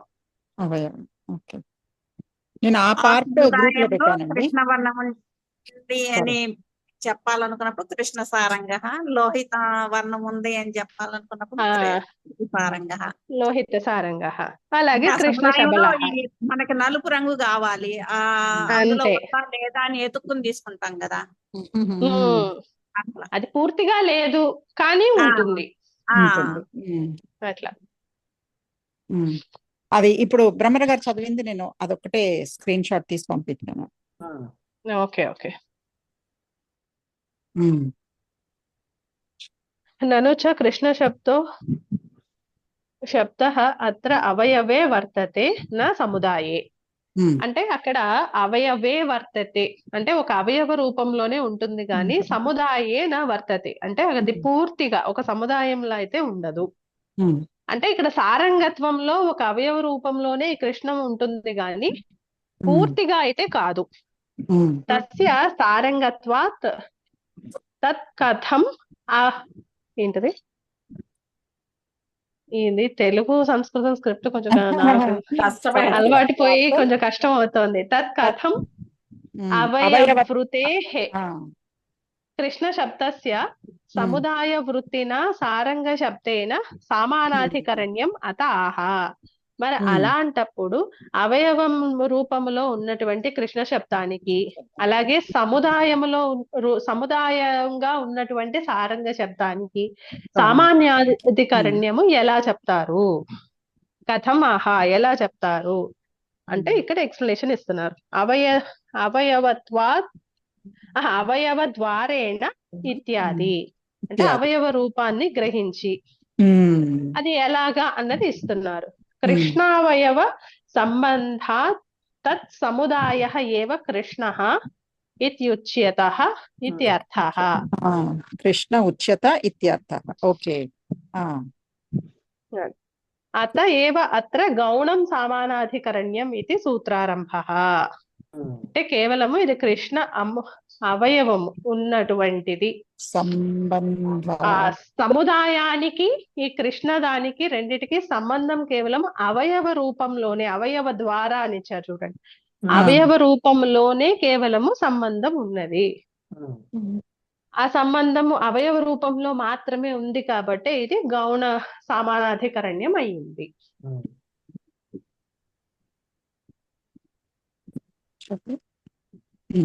కృష్ణ అవయవ సంబంధాత్ సముదాయ ఏవ కృష్ణ ఉచ్యతే ఉచ్యతే అనుకుంటా. ఉమ్. ఉచ్యత ఇత్యర్థః. సో దీని అవయవ సంబంధం ఎలా అర్థం చేసుకోవాలి అంటే ఇది అన్నమాట సింటాక్స్. అంటే ఇక్కడ అవయవి సంబంధం అన్నమాట. అక్కడ అవయవి వచ్చేమో మనకి సారంగము, అవయవము ఏమో కృష్ణము. కృష్ణ. సో ఇక్కడ ఫర్ ద ఫస్ట్ టైం కాశీక్ వాళ్ళు నీట్ గా ఒక లైన్ లో నీట్ గా ఎక్స్ప్లెయిన్ చేశారు.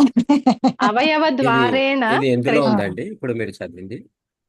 ఇది వాసవకర్ ఇప్పుడు షేర్ చేశారండి సుబ్రహ్మణ్యం గారి ఇది బుక్ వాట్సాప్ లో లోంచి. సుబ్రహ్మణ్యం గారి ఆ. పుస్తకం. ఇది పేజ్ నెంబర్ ఎంత అండి? ఇది 280. 121 లేదు కదా? 280. 280. 280 ఆ PDF లో Okay. మన భ్రమర గారు షేర్ Okay. చేసిన దాంట్లో PDF లో అది అక్కడ చాలా 112 అని గీతిగా ఉందండి చూపిస్తుంది. నాకు. 112 అని చూపిస్తుంది, ఆ పేజ్ లో లేదు. ఓకే. మేడం గారు కృష్ణ శ్వేత అన్నప్పుడు రాదా సమాసం? ఏదండి? కృష్ణ శ్వేత కృష్ణ శ్వేత. అది ఆహా. సముదాయం, శ్వేతము సముదాయం కాదు. శ్వేతము ఈ సూత్రంతో అయితే రాదండి. ఎందుకంటే అది అక్కడ సామానాధికరణ్యం చూపించడానికి మనకు స్కోప్ లేదు. ఆ శ్వేతత్వము కృష్ణత్వము రెండు భిన్న ప్రవృత్తి ఉన్నవి కదా. సముదాయ శబ్దం కాదు కదా శ్వేత శబ్దం అన్నది. అందుకని ఈ సూత్రంతో అయితే రాదు. రెండు కలర్లు చెప్పుకొని అది ద్వంద్వంలో చెప్పుకోవచ్చు. అప్పుడు ఈ రూపం రాదు కదా. నిరూపణ రాదు కదా. ద్వంద్వం అయితే ఇతర ద్వంద్వం అయితే మనకు ద్వివచనం రావాలి. లేదు కొన్ని ఏకవచనం చెప్పుకుందామంటే సమాహారం నపుంసకలింగం రావాలి. ఈ రూపం అయితే రాదు. కృష్ణ దీనిలో ఇచ్చారు కృష్ణ శబ్దస్య సముదాయ వృత్తిన సారంగ శబ్దేన సమానాధికరణ్య మత ఆహా. కరణ్యం అత అదే సమానాధికరణం అత ఆహా భాష్యంలో ఇచ్చారు ఆ మాట. మీరు ఇప్పుడు చెప్పినవన్నీ భాష్యంలో చక్కగా క్లియర్ గా ఇచ్చారు. అది ఎందుకంటే ఇక్కడ ఇది ఇచ్చారు. మీరు శ్రీనివాస్ గారు అడిగింది పదమంజరిలో ఇచ్చారు. ఇలా ఇక్కడ కూడా వస్తుందా అని చెప్పి శుక్ల బభ్రుహు, కృష్ణ శుక్ల, హరిత శుక్ల అనే పదాలు ఉన్నప్పుడు ఒక అవయవము కశ్చిత్ అవయవ శుక్ల కశ్చిత్ బభ్రుహు. అక్కడ మనకి సంబంధం లేదు, ఆ అవయవి శబ్దముల సంబంధం లేదు అన్నట్టుగా అక్కడ ఇచ్చారు వాళ్ళు. మరి ఇంకొకవేళ అది శిష్ట ప్రయోగము అంటే పద్మంజరిలో వాళ్ళు ఆల్రెడీ ఇచ్చారు కదా. పద్మంజరిలో ఇచ్చారు. ఉంది అంటే అక్కడ ఇంక వేరే కాన్సెప్ట్ ఏదో తీసుకొచ్చి దాన్ని సాటిస్ఫై చేయాలి వాళ్ళు. అంటే ఇప్పటి వరకు మనని గైడ్ చేసినటువంటి సామానాధికరణ్యంలో అయితే మరి అది రాకూడదు కదా, ఎందుకంటే కృష్ణత్వము వేరు, శుక్లత్వము వేరు. ఇక్కడ ఒకదానికొకటి మనకి అవయవ రూపంలో కూడా సమానాధికరణ్యం అయితే కనిపించట్లేదు మరి. ఇంకా రెండు మిక్స్డ్ కలర్ లాగా. అప్పుడు దానికి ఎలా వస్తుందంటే కృష్ణ యుక్త అని లేకపోతే మిశ్రహ అని మధ్యమ పదలోపి చేసుకోవాల్సి వస్తుంది అప్పుడు. అంటే కృష్ణేన మిశ్రహ, కృష్ణ మిశ్రహ, ఆ కృష్ణ మిశ్రహ తత్శుక్ల అని కృష్ణ శుక్ల అక్కడ మధ్యమ పదలోపి చేసుకోవచ్చు అప్పుడు. అంటే మీరు చెప్పేది వైట్ అండ్ బ్లాక్ అని చెప్తూ ఉంటాం మనం, అలానే కదా ఆ combination, partially white partially black అని చెప్పేటటువంటి అర్థం. అలా అయితే మిక్స్డ్ అని చెప్పాలి, అప్పుడు ఇంకా మనము మధ్యమ పదలోపిలోకి వెళ్ళాల్సి వస్తుందేమో. అంటే ఇక్కడ ఈ సెంటెన్స్ చదివితే చూడండి, తత్వబోధిలో చూసారండి, కృష్ణ శుక్లో హరిత శుక్ల ఇది ఇత్యాదం సమాసో అనేన అవశ్యం విధేయ నహీహ తత్కృతత్వమస్తి. కృష్ణ శుక్లో హరిత శుక్ల యదపి ఇహ విశేషణం విశేషేణ విశేషణత్వేన సమాసః సిద్ధ్యతి తథాపిష్టః స్వరము గురించి చెప్తున్నారు, పదం చెప్తున్నారు. మళ్ళీ అలానే ఇది ఇప్పుడు నియమం లాగా తీసుకోకపోతే మనకి మీరు ఇప్పుడు చదివిన దాంట్లో ఇంకొక పాయింట్ కూడా ఉంది. ఇప్పుడు ఇదేదో నియమ సూత్రం లాగా మనం తీసుకోలేదు అనుకోండి, అంటే కేవలము వర్ణముతో అని మాత్రమే చెప్పారు కదా సూత్రంలో. మనము కాశిక వాళ్ళ మనము కాశిక రిఫరెన్స్ వీటిల్లో మనం అవయవ సంబంధము, అవయవి సంబంధము, గౌణ సమానాధికరణ్యము అని తర్వాత భాష్యకారుల ద్వారా మనం గ్రహిస్తున్నాం. సూత్రకారులైతే కేవలము ఒక వర్ణ విశేష వాచకము ఇంకొక వర్ణ విశేషక వాచకముతో వికల్పంగా సమసిస్తుంది అని చెప్పేశారు కదా. సో అలా తీసుకుంటే మోస్ట్లీ మరి అప్పుడు ఏమైనా చెప్పచ్చేమో. అంటే ఇప్పుడు కృష్ణ, ఇప్పుడు ఆయన అన్నట్టు కృష్ణశ్చ అసౌ శుక్లశ్చ అంటే అదే ద్రవ్యము, ఏ ద్రవ్యం అయితే నల్లగా ఉందో అదే ద్రవ్యం తెల్లగా ఉంది అని ఏమైనా మరి వస్తుందేమో. ఎందుకంటే ఇప్పుడు మీరు చదివిన దాంట్లో ఈ సూత్రం చేత రాదు కానీ సమాసం అవశ్యం భవతి అని చెప్తున్నారు కదా వాళ్ళు. సమాసం వస్తుందండి, ఎలాగైనా సమాసం వస్తుంది అంటున్నారు వాళ్ళు. అంటే సూత్రం మారుతోంది, ఈ సూత్రం వల్ల అయితే రాకపోవచ్చు. అంటే విశేషణం విశేషణ బహుళం లాగా తీసుకుంటారేమో మరి, ఇంకా బహుళ ప్రవృత్తితో తీసుకోవాలి. ఓకే, తుల్యార్థం కూడా తీసుకోలేము, ఎందుకంటే ఇది చెప్పారు కదా తుల్యం అంటే దానికి మళ్ళీ కండిషన్స్ ఉన్నాయి కదా. తుల్య అది మనకి ప్రాబ్లం లేదులేండి, వర్ణాలు ఎలాగో జాతివాచకాలు కావు కదా. అంటే ఒక వర్ణం ఇంకో వర్ణం తోటి సమస్య చెప్పట్లేదు కదా, తుల్యం చెప్తున్నారు. కృష్ణ తుల్య అనొచ్చు, తుల్య కృష్ణ అనొచ్చు, తుల్య శ్వేత అనొచ్చు, కానీ ఆ శ్వేత అన్న పదంతో సమాసం చేయడానికి అయితే లేదు. మనకది రెండు రంగులకి సమాసం చేయడానికి ఇంతవరకు లేదు, స్కోప్ లేదు ఇప్పటి వరకు మనం చూస్తుంది.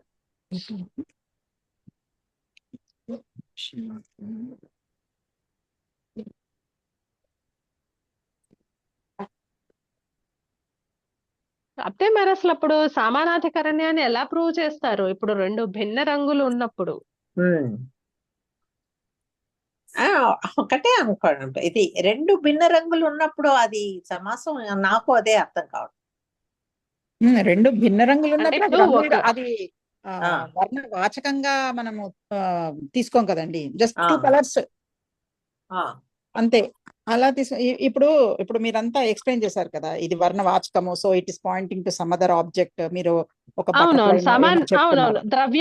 ద్రవ్యవాచకాలే తీసుకుంటాం మనం. ఇప్పుడు మరి కృష్ణ శుక్ల అన్నప్పుడు అది ఏం చూపించదు, ఇంకా రెండు కలర్స్. అంటే ఇప్పుడు సారంగా అన్నారు అంటే అన్ని రంగుల్లో ఉన్న వస్తువు దానిలో నలుపు రంగు కూడా ఉంది, మేబీ నలుపు రంగు కొంచెం ఎక్కువ ఉందేమో అందుకని అంతే. అది ఇంకా బాగా ఉమ్, ఇదిగా కనిపిస్తుందేమో. ఉమ్.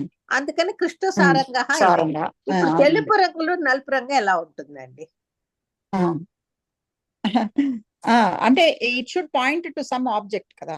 ఇప్పుడు మీరు కృష్ణ శుక్ల ఆబ్జెక్ట్ అండి. కాకపోతే అంటే ఇప్పటి వరకు మనము డిస్కస్ చేసుకున్న ఈ సామానాధికరణ్యంలో చూస్తే అక్కడ నాకు కన్ఫ్యూజింగ్ గా ఉంది.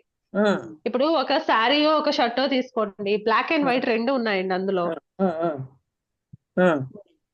ఏదో ఒక ఆబ్జెక్ట్ లో బ్లాక్ అండ్ వైట్ నల్ల రెండు తెల్ల ఉన్నాయి. చొక్కా అనం కదండి, నల్ల తెల్ల చొక్కా అనం కదండి. అదే అలా అంటే మరి ఈ పా- అలా ఒక ఆబ్జెక్ట్ లో రెండే ఉంటే అది పెద్ద సముదాయం లాగా తీసుకోవడానికి కుదరదు కదా. కుదరదు కదా. అంటే ఒక కలర్ లో ఇంకో ఉంది అని చెప్పడానికి కూడా లేదు కదా. ఒక కలర్ ని సముదాయం కింద ఇప్పుడు సారంగం అంటే మీరు అన్ని చిత్రమైన రంగులు అంటే చాలా రంగులు ఉన్నది అని చెప్తున్నారు. అంటే ఒక సముదాయం palette of colours, colour palette కదా. దానిలో కృష్ణత్వము విశేషణ ఉభయ పద కర్మధారే సమాసం అని సూత్రమేమో ఇదే ఇచ్చారు. దాని కింద అదే ప్రౌఢ రచనాంకంలో ఉంది. ఒకసారి అది ఫోటో షేర్ చేస్తారా? ఒకవేళ అక్కడ ఏమైనా ఎక్స్ప్లెనేషన్ ఇచ్చారేమో చూద్దాము. ఊరికే ఎగ్జాంపుల్ విశేషణ ఉభయ పద కర్మధారయ అనిచ్చి వర్ణేన అని సూత్రం ఇచ్చి దాని కింద ఇది ఎగ్జాంపుల్స్ ఇచ్చారు. కృష్ణ శుక్ల ఇచ్చారా? కృష్ణ శుక్ల నీలలోహిత అంటే అండి ఇక్కడ నేను జస్ట్ ఒకటి చెప్తానండి. మనకు చంద్రశేఖర్ గురువు గారి మాటలు నేను రిపీట్ చేస్తున్నాను కానీ నేను చెప్తున్నది కాదండి. ఆయన అంటారు పదమంజరి, న్యాసము వీటిల్లో చెప్పిందే ప్రమాణం అని చెప్తారు. పదమంజరి, న్యాసము, తత్వబోధిని ఇవి ఉన్నాయి చూడండి, అది అక్కడ ఉందా నాకు పాయింట్ చూపించండి అని అంటారండి. వేరే ఇంకే పుస్తకం చూపించి చెప్పినా కూడా గురువు గారు అయితే ఒప్పుకోరండి. పదమంజరిలో చెప్పమంటారు, న్యాసంలో ఉందా చెప్పండి, భాష్యంలో ఉందా చెప్పండి, టెల్ మీ ద సోర్స్ అని అంటారు, ఈ పుస్తకాల్లో చూపించండి అని అంటారు.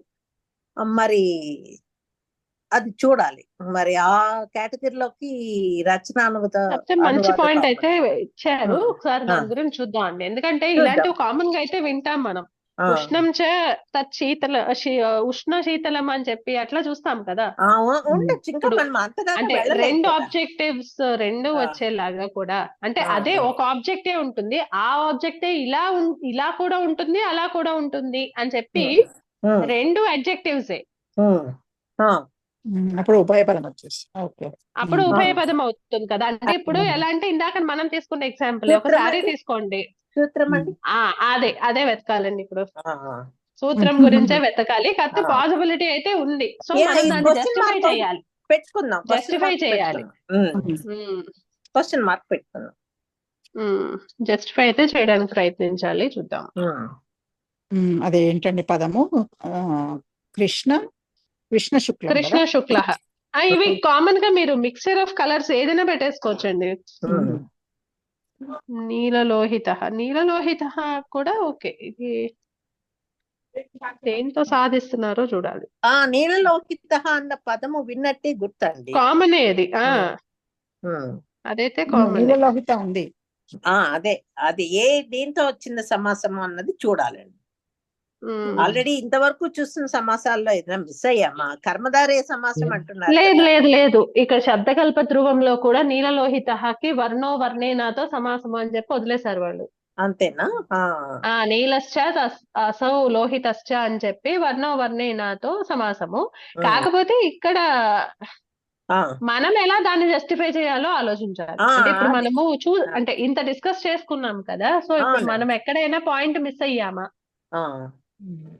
అంటే డైరెక్ట్ గా సాధిస్తూ ఉంటే మనం అనవసరంగా ఈ సామానాది మీరు కాశికలో ఉన్నది చెప్పారు అంతేగాని మీరు ఓంగా ఏమి చెప్పలేదు కదా. మనకు ప్రమాణం ఉంది. నా దాని గురించి అని కాదండి, నేను అంటే ఇవాళ జరిగిన డిస్కషన్ అని కాదు. అంటే అక్కడ వాళ్ళు చెప్పదలుచుకున్న పాయింట్ మనం ఏమైనా మిస్ అయ్యామా అంటే కనిపించలేదు. సూత్రంలో ఏమైనా మిస్ అయ్యారా? అదే ఒకవేళ ఏమైనా అంటే మిస్ అయ్యామా? లేదు, సుబ్రహ్మణ్యం గారి అలాంటి 60 పుస్తకంలో రూపాయలు కూడా ఉన్నాయి కాబట్టి. ఇది ఆ సమానాధికారణ్యము గౌణమైనందు వల్ల అని కృష్ణ శబ్దానికి ఇది అని అంత చెప్తున్నారు అంతేగాని ఆ అవునవును, ఆయన మోస్ట్లీ ఎగ్జాంపుల్స్ కూడా ఇవి తీసుకోరేమో, అంటే ఆ వీటిని దాటి వెళ్ళి ఉండరేమో. ఆ ఇంకేమైనా ఇచ్చారా ఎగ్జాంపుల్స్? ఆ, సారంగా ఇంకా లేదండి, ఇదే ఇచ్చారండి.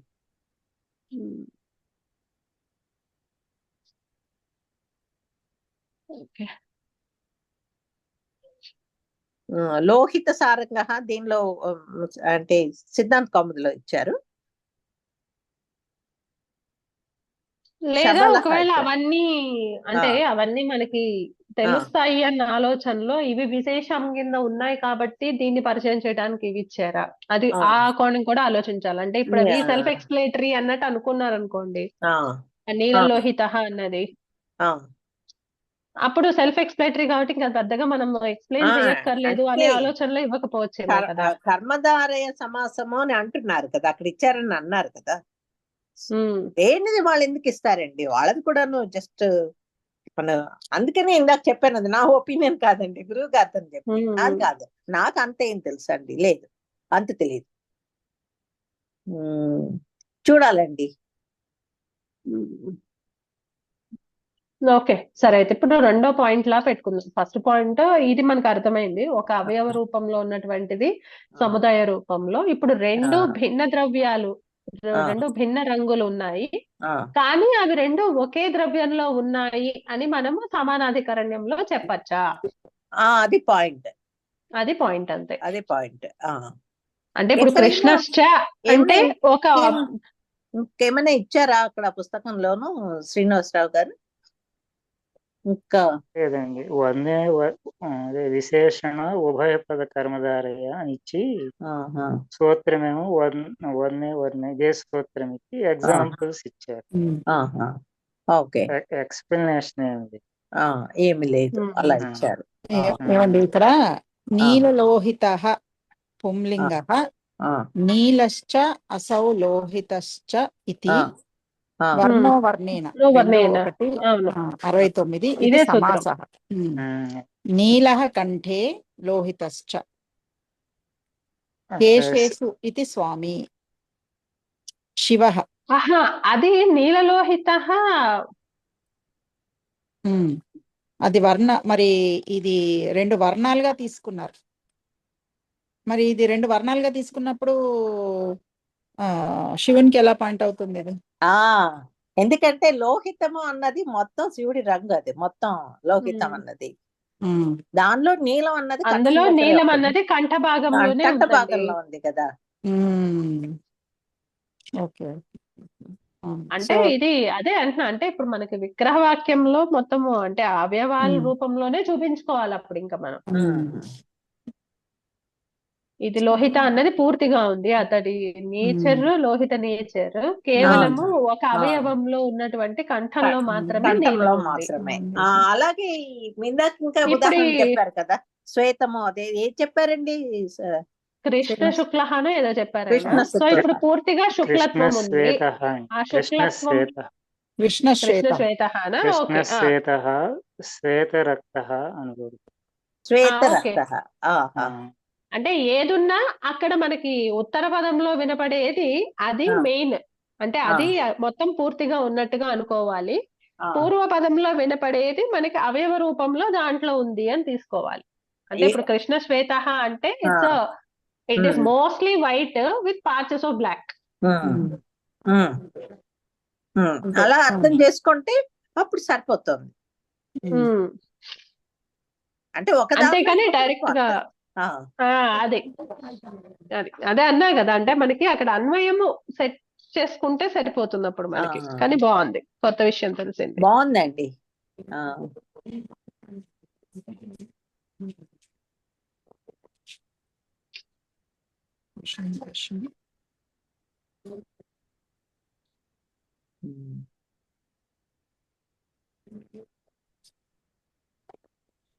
ఓకే, కాకపోతే ఇంక ఇందులో ఇంకొక స్వర ప్రకరణం గురించి ఒక సూత్రం ఇచ్చారు, కానీ ఇంకా మనం అదేమి, అంటే నాకు స్వర ప్రకరణం మీద ఐడియా లేదు కాబట్టి నేను దాన్ని టచ్ చేయలేదు.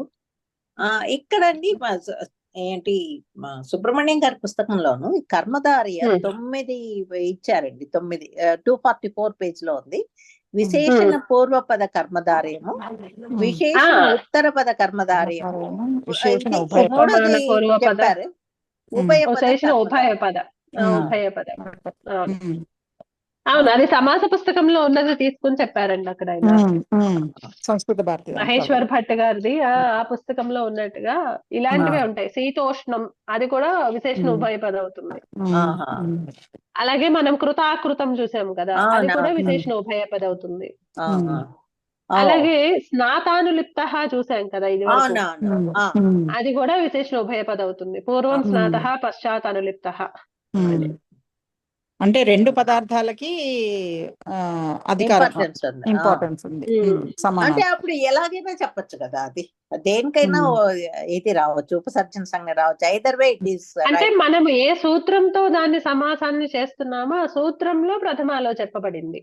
ఇప్పుడు స్నాతానులిప్త ఉంది, ఇప్పుడు మనకి పూర్వకాలంలో ఏదైతే చెప్తామో అది మనకి ప్రథమాలోకి వస్తుంది కదా. పూర్వకాలేక సర్వజరత్ పురాణ నవకేవలాహ సమానాధికరణేన అనేది సూత్రము. కాబట్టి అక్కడ పూర్వకాలంలో మీరు ఏ క్రియ చెప్పాలనుకుంటున్నారో ఆ వివక్షను అనుసరించి పూర్వకాలంలో జరిగేటటువంటి క్రియా శబ్దము మనకి ఉపసర్జన సంజ్ఞ పూర్వ ప్రయోగము. స్నాతం ముందర అనుకున్నాం, ఇప్పుడు అదే ఇంకొకటి ఏదో అనుకున్నాం అనుకోండి, తిన్నాక స్నానం అనుకోండి, భక్షణం ముందర అయితే ముందర భక్షణం వస్తుంది స్నానం తర్వాత. అంటే మన సమాస విధాయక సూత్రాన్ని బట్టి మనకి అందులో ప్రథమాలో ఏదొచ్చిందో దాన్ని తీసుకుంటాం. అలాగే ఇక్కడ మనము గమనించాల్సింది అంటే ఏమో ప్రస్తుతానికి ఇవాల్టి డిస్కషన్ లో నా వరకు నాకు అర్థమైంది, ఇలా రెండు భిన్న రంగులు మనకి కనిపించినా సరే మనకి ఒకటి రంగు మాత్రము సముదాయ వాచకంలా మనం తీసుకోవాలి, అంటే అదే పూర్తిగా ఉంది అని తీసుకోవాలి. ఇంకొక రంగు మాత్రం ఒక అవయవ రూపంలోనే ఉంది అని గ్రహించాలి. అది కృష్ణ సారంగ అవ్వండి, లేదా కృష్ణ శ్వేత అవ్వండి, లేదా నీల లోహిత అవ్వండి, ఏదైనా సరే పూర్వ పదములో ఉన్నది ఉపసర్జనము కాబట్టి అది అవయవ రూపంలో ఉంటుంది. పరపదములో ఉన్నది అర్థ ప్రాధాన్యము ఉంటుంది కాబట్టి అది పూర్తిగా ఉంటుంది. వీటికి ఉదాహరణలు ఎక్కడైనా పుస్తకాల్లో ఎక్కడైనా దొరికితే చెప్పండి, ఎవరైనా సరే, జస్ట్ ప్లీజ్. ఎందుకంటే నేర్చుకుంటూ ఉన్నాం మనకు అది. సో ఇది కూడా భిన్నమైనా సరే అక్కడ కూడా మనకు అండర్లయింగ్ లో ఈ గౌణ సమానాధికరణ్యాన్ని తీసుకొస్తున్నారు. ఈ కృష్ణ శ్వేతలో అంటే సడన్ గా అది ఆ కాన్సెప్ట్ గుర్తుకొచ్చింది. అది ఉంది కదండి, ఏది జీబ్రా ఉంది కదా, జీబ్రా కూడా అంతే. Is it like black with white stripes or white with black stripes? ఒకటి ప్రెడామినెంట్ గా ఉంటుంది, ఇంకొకటి పార్ట్స్ లో ఉంటుంది. So which is predominant? వ్యాప్తి ఎక్కువ ఉన్నది మనకి సముదాయం లాగా పరపదంలోకి వస్తుంది. తక్కువ వ్యాప్తిలో ఉండేది అవయవ రూపంలో గ్రహించి పూర్వపదంలోకి వస్తుంది. అలా ఉంది ఇది కూడా.